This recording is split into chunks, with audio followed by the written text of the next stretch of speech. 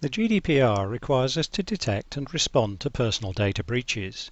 You could be fined up to 20 million euros if you don't have a process for that.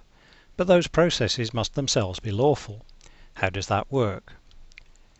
Here we'll look at three security activities: logging, scanning and responding. Measures to prevent breaches are important, but they can never be perfect. Measures to detect, investigate, mitigate and learn are also essential. One of the key tools in doing that is log files, which let us spot unusual patterns of activity and, once we have spotted something, work back to determine the cause and any consequences. To be useful, we need logs at many different levels, for example, network flows, email traffic, but not usually content, authentication successes and failures, web, database and application requests. That's a lot of data, much of it covered by GDPR. But keeping it is permitted so long as it contributes to detection and response, there's no less intrusive way to do that, and if the risk if we keep it is less than the risk if we don't, and so cannot deal with breaches.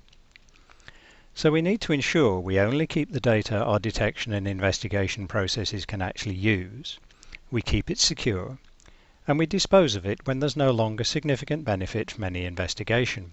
For example, because other changes will have made the investigation impossible, or because the intruders have had ample time to do damage and conceal their traces. It's much better for a trusted security team to have access to some personal data under strict controls than for an intruder to have access to all of it under none. Security teams will often carry out proactive checks for insecure machines to discover them before they become a threat. This usually involves network scanning, something that is regulated by national rather than European law. Pretty much all countries have laws against unauthorized access, but how they determine whether scanning breaks those laws is very different. Some ask whether the scan constitutes access at all, others whether the activity was authorized, either explicitly by the system's owner or implicitly by connecting it to the internet. Others ask what the scanner's motivation was. The UK's Computer Misuse Act has one of the broadest definitions of illegal conduct. There's no motivation test, and almost anything constitutes access. So authorization is key. It's best to have explicit authorization from a contract or network policy. For example, the Janet security policy authorizes Janet CSIRT to perform limited scans where there is a threat to the network. Relying on implicit authorization, for example to decide if external systems pose a threat and should be blocked, is legally tricky. The few reported cases suggest that scans that only use legitimate features of protocols, such as banner grabbing, may be okay, but actually testing overflows probably isn't. Avoid scans that risk crashing the target machines. So, what to do when you find a problem?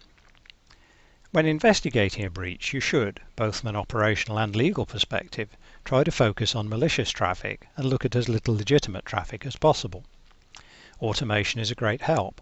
Try to use computers and scripts first to narrow down what human investigators need to look at.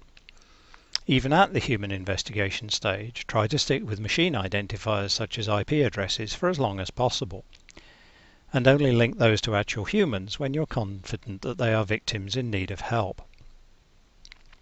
Note that identifying attackers should be a legally and technically separate process. Security teams will often want to share what they find with others, to warn them of compromised machines in their networks, or to tell others about new attacker techniques. Here the balance between risk and benefit needs particular care. If you can send a simple notification direct to the individual victim or their organization, that minimizes the risk. If your announcement needs to be wider in content or distribution, then check the benefits justify that increased risk. Sharing should only include information that the recipient needs. That may include information about their users, but rarely about anybody else's. A good test is whether your sharing is more likely to help attackers or defenders. Good incident response practice is usually good data protection practice too.